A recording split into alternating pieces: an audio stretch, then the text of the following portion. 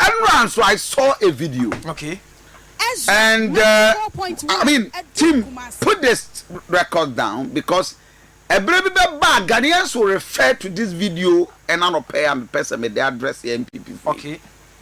Now, if we are say, oh, so what my when you are as individual or as a grouper. One way I bet you when you are say. EZRA 94.1 NPP Kokotoa. And party members said Dr. Mahmoud Bawumia is the best person to lead the party now. Okay. Kennedy Japoya name said last 2020 election, Nene Anye showdown near the day. He was able to put himself together, reorganize Nyama Okai, and indeed Obianim the Subai of Kennedy Japan. Yeah. Or Akuma. He's very explosive. NPP cannot tell us and pay said they can underestimate the powers of Kennedy Akompreko Japan and NPP party. Nobody can tell me this.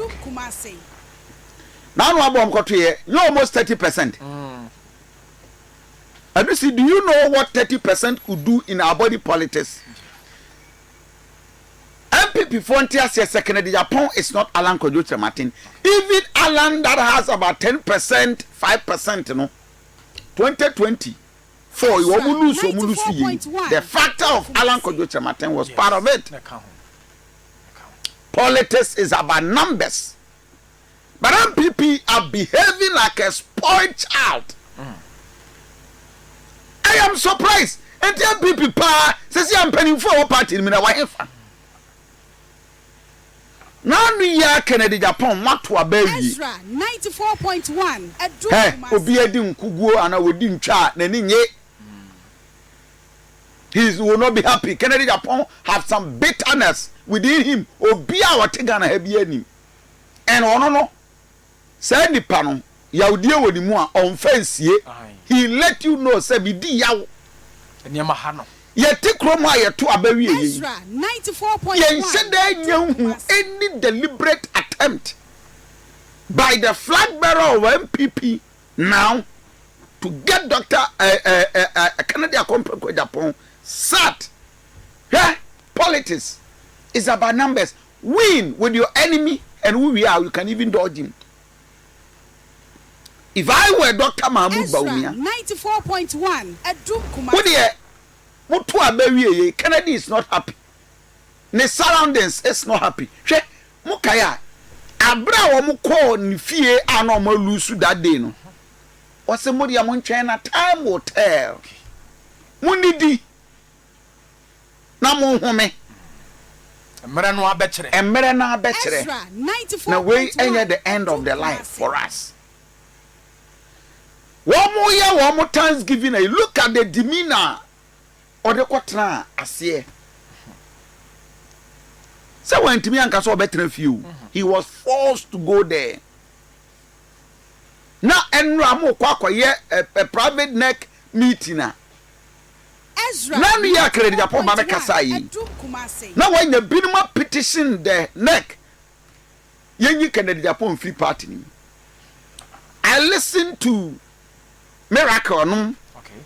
Any other individuals are close allied to Dr. Mahmoud Bawumia. Oh, Abakwa uncle, ya break the Japan. He cannot hijack the party. Hey, is Dr. Mahmoud Bawumia aware of all these comments? And he's quiet. Obin can't say Bawumia say one day pay to me. Young friend says I can the Japan wash what the form was right as him. And Papa way, why your politics be more. Forever in his entire life, Obedidi. He knows how to play his card. Now, no more was when even NDC were in power. And one man a contract. NPP crab by Oma Manaway. So he's a businessman. Or did the way. Dr. Mahmoud Bawumia yenim krume when your business biao. Dr. Bawumia or your for more video. Now a whole MPP. Akwana your boro. No, putting them here. Pine. na na osore no atiato osore no atiato hey look at this Ghana for NPP you are sitting in a position you want power oh yanyina di onyo bia sa no mo yeye na kwabran Japan pa mempeno menene nya adwuma anado wo sha kire ne yi no Paula Foko kikiri oni because muyi can kwabran Japan muyi Paula Foko ebenya power nti you think say this time round Kennedy Japan after all hey the dominance of Kennedy Akompre Japan in our MPP should never be underestimated. But let me address issues here. Arisi, I'm not penny be frame. Na MPP for ni mo muntie ni ye. Wo muntie ye pa. Says wo man hwe ye. Na wo ma kwese fia so snega echi. No odi atem na Kennedy Japan why you say hey baby I do no 0.1 and they are all sitting now watching Dr. Bawumia a tactical politician oyamia who say he's not a politician sabre nko wi ni wie ye upetumi o call Kennedy Akompre Japan and the cry meeting wa Ghana ha and then nkwatan UK baby munya meeting be me na ade nsisi ade ayeni e bi kra na Kennedy Japan may not feel comfortable because of people around you. Sit down, man to man. Talk to him. We are. Where we say even a basse on your campaign, Mawa. It is good for MPP to have Kennedy Japan quiet than him talking, because Dr. Mahmoud Bawumia ne hunye clean. If Kennedy Japan, was it Kofi? Me want some me and supper. 1, 2, 3. Some people for ye na make ansem about Dr. Mahmoud Bawumia in his entire career political party he has ended it. Wow. Onene yire EZRA 94. Onene yire enti wo bin kan kire Kennedy Japan na ebe ya MPP for wo de mom pe no sesi a I wouldn't say na me kind. Now may refer to what we call the scapegoat in the Bible. I do see Leviticus chapter 16. Even actually say now for the mobia and the mabon and pata and you come aboa. Okay. Now Uncle catch Moses. Was ye? Monfa boa brechie. Now brechie no. Monfa bo de baba ye bonem pata. Yawo oni pa bonem pata de enye wo nyankopon bonem pata EZRA abrechie ni bienu no wo mo ye boni ni nyina do mo nsagu so ka mo boni wie na boni a waye nipa entam de wie a o nyankopon de bonem pata no asa abrechie ni mamunku no okay adenti na bra ka ni nua ebe nyankopon wankum ni diokum ni nua no wose wo obi amfane sanka wo wiase e the mark asenso de ahye so baby a wonam bia nobody will touch you adan se nyame kora obi ya bone a se toda onkuno e toda wampane so no fa musuo ko MPP fo nim nyansa tie ma no pe a wo monye Kennedy Japan after all effort na sen ko mo se Kennedy Japan kora no o de onye campaign ma wo mo a o man fer musuo 94.1 they should never touch Kennedy Japan. Leave him. Tell baby who koyi Kennedy Japan fi party nim we if you man ahead. Do you know the damage MPP before will receive? I was talking about scapegoat. Even in the wisdom and the principles of the Bible, as a reverend minister here, was a breachie. Obian can bonny. Na bonny amaya nyankopon wuso. Mamon kuno, mamon sheno. Mon fanin kokwaye bretuom. Adusi, mudu kwaye bretuo ni mu a. Mon fawi amwan sen so na mon kana bonny na munya no no ni na wira nim. Onna musa. Obian fanin sanka. He should escape. And him na David say, me kra adwane sa no ma. afiri ofidisumfo ne nsem yɛte akura ase ne anom anwuma yɛnwena anoma prebuo na wokɔ na prebuo ne di kan kye anoma ne wie a no wapɛ aboa boba na ase ebi anoma no bekuna no wakunu so obekene so anu wache 94.1 adum kumase enti one ye di kan nwene prebuo enti David wo wa no hwe prebuo anwenwene no a anoma bi wo wa odu prebuo ne ho a otimi hyem na wapie otimi hyem na wapie otimi hyem na wapie enti David hwe anoma na no so Awurade se anoma bebre wo a prebuo timi chi wo mo bara no ma bi wo a prebuo ntimi nyade ben enche no enti bra yesuma fidie fa mitri ho no me kra ne dwane sa anoma afiri wo fidisumfo ne nsam afidie na bubu na me de ade me ho so etonda kene dia kompre kwa Japan NPP fuei pani fu wo party ni mu wo henfa sesi ahwan ne NPP futu 94.1 adum kumase Money Kennedy Japan you be paying. He knows your secret. He knows everything. Nobody should underestimate the powers of Kennedy Japan in NPP yet now. Na sabi wi ase ane me akura no won kaye NPP were forces businessmen penning for edinity when you touch MP and Kennedy Japan here you have touched a lot of people mugus within the party. NPP should shut up right now. No munsia nyansa say Kennedy Japan say wo de owo mpe na kra omomwa no nka na ntum na omo anim say when the man starts talking 94.1 he will damage the party. Dr. Mahmoud Bawumia, why is he quiet at this time? Say Dr. Kennedy Japan o me petu mi bi mo party him until 2028. Whatever it is, you, Bawumia, is the leader.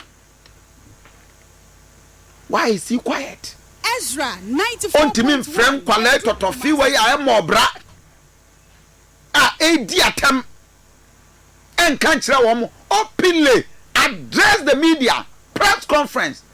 My brother, any supporter would do me Bawumia, don't go and insult Kennedy Japan. Openly. No be who say you don't support those nonsense. 94.1 adum kumase. If you was nega ne de na ma di atem wa America. Na America bo age titi TV so no so to ayampia. Ene ya makene Japan hijack party no. Na ya bere no. Ene ya say who is Miracle? Compare him to Kennedy in NPP 94.1 na sabe what opposition mopamo kwabra mopamo afoko that era na ba ya na eyenti no you enjoyed it enye di mo bia na yetutuo NPP unsu anyansa se enye di mo bia na yetutu no e wa abrabom oh akomko 94.1 ntikofo NPP ni da rocha no MPP nie Jack Ochanka obi tebilam tenum MPP nie enti MPP mpianim no nyina wo hefa why are they messing up too much? EZRA 94.1 adum kumase. Do they know say even say 10% and the Kennedy Japan chi na so wo ka so o dia mo ya kan ni yedwa sa mrante e ko ho ya ko bo ba ko so mani ti hwe fom why na sponsor wo adusi so you think say boys ya na sorry ye and wo mo ye printed placards 94.1 adum kumase we for mrante do some of them even know Kennedy Japan? How many of them and the what party ni mo a wo mo ekura vote na makoto boys ya begina party headquarters yeah Ken out Ken must go Ken nkwa hin sisi ya no sisi MPP foi Ken ankwa hin 94.1 mo se Ken nkwa hin opa man ntrase se MPP foi ni nyansa what they supposed to do ni say Kennedy Japan mamon ka no mo nya no bosom onye di mo de mo nya no bosom cause otuwe owo yaudie enti enkokano ma no me enkokano ma ne ma me kan party ne ho fi obi anka na no ntum mo ma ne ntra ne ba bi se munyi no EZRA 94.1 egu ebegu ni tiri so enti mo pa mo nka mo nya din na we die what ne ba bi di yaw mo ni me ka papa ya bo na bra bom sa kai na odwe wo sa de obesi atua come as go hey MPP 4 EZRA 94.1 Edum Kumasi. Oh, I do see. I'm just sad for the party. I was a party non penning for tenacity. And any party penning for me and take any radical decision. What is he doing? Because they be a who say can and son chair NPP and the Ubi and son chair party, but said Alan Airqua or not the Kakra, you know. He say, met me a say, Nipa Alan Drum Coy, can our more than that. Oh. Can our more than the Alan Drum Coy, and he said, can so cast a walk. Now, say, on also the Kakra, even a 10% across the walk and one, a bebo NPP Nitriso. Said the Yakano, Obiana bigger than the party. But idea was a party no aye and say. Yama can into them. Go can no say no. My friend say or you be a other form Unsuravias yet. Cause they say can Jinawe and Bawumia Jinawe. Dear obey me a possible send when you obey me Yama Penia dear Bawumia. And he say can they Bogumba or what Bawumia? Bawumia on the how because a never told you oh can back on the base, can back on the base, can back on the base. Say see as I can call the base ya. Can I train MPP when because the base? No, oh dear, win him and come on canon. Because abu ebi wa no bewu ken ebu okra no no apese ofrim momma ono amfrim na munya sympathy yes e wo party nim say you obi na pam no ono ana so ono ana e konti e basa all the same people in the party are ken uduebu and we dey mo kwa koyi no okay say no na koye mo na mo pam no why are they doing this the hard dream omo ntenase so owura Bawumia in fact ono na na epe mampani adi to ono na wo so so ye 94.1 kan no ono so kan wo se mo pa meba be keka de mi wonyina obeka wi a kan no de opa aka se kan no abeka ye nto aba ma emfa ne ho but NPP amanyuku no se de wo kan no omo ne kan ntenase papa no de odi ya waboka lawyer wo hu ne ho se bi a amanyokon mum panimfo bi ni na ni ye wan mo feva obi eja no eno de ede ye obedi yawo se de alankasi di yawo di free party ni mo no ede ya kan enso eyawo ni mu eyawo ni mu no kasa be na mo na kasa na wo kan se Bawumia ye to abayi kran kowi ni ye wo se nko african wo de akokuam e bi anipa mu no ontime keka de ha no nkyerɛw wo ni mienu me ayaminu no ana mo ye say me mpe wapana cha mo nyina mo tia mo konim kama o de onya campaign kura no a o me kasa e de o na chitaafo onya campaign kura wo free party nim ani nti ado ya abato du so a na chitaafo ken MPP ni ken nti yantoma MPP ba sa mo ye na ken no kasa me freem a chitaafo ni nyina beko ene youth do do no a e di ken na chi o enti party no me show opposition na me go bi me ya na Kennedy out of the party Sam Ranche omo ho na de ken ko MPP omo ho na de bia ken aye de ama MPP no wo betimi aye bi e bi kra na mpanimfo no kra ni ho we o wo be kom no bia secretary no ne mpanimfo no bia ni ho we na Emranche bi wono abaye Kennedy must go Kennedy out from the party Kennedy Kennedy so we esa wo ni say what room mpanimfo te ho ma sabe mobonto bi cassette ya no onu ni sabe bia waduro no na bia party mpanifo bi to na sabe nkwada bi cassette ono kene de Japan ya eye party ni nti ene me nso meka ma adwene no mafirim e say kan beto bomb say gban no ofirimu a bomb no da MPP 3 so ko se ya ti abonten ye kan baba cancer ma baje adi obi ko bo chichie mo ne wo party nim anu ono aba ba cancer no tuntumi nkase ma me nyini se de kan kan nya no kure eye no kure and it's one person baba be kan yan hu se no kra dia mo ne nkasa party bia secret wom party members the be this secret wom nanso so se obi be free mu aba be ka se na ye say na no ono na ba be ka ye ya fari ni ade obi ade 10% obi ade ni say obi ayi ni say no party member ana Ghana ni no ote akire no o na adwiri mu say se amokran betena so mu ye say na mu be ye say obi say dey isi bo akwa na sum no yankosua no university because akwa no wodani nani no wode ne nsari ti ha o we see na suna akwa na twa no wow brim hey mama fo ni masumbo hey wo asam no asam wo ya kansa no it's so sad for the new patriotic party asam pa NPP party no your 2026 o 2026 no ya kwa 27 o fena mobile campaign o second be kansam cry ye kro enu se Bawumia mani nguo no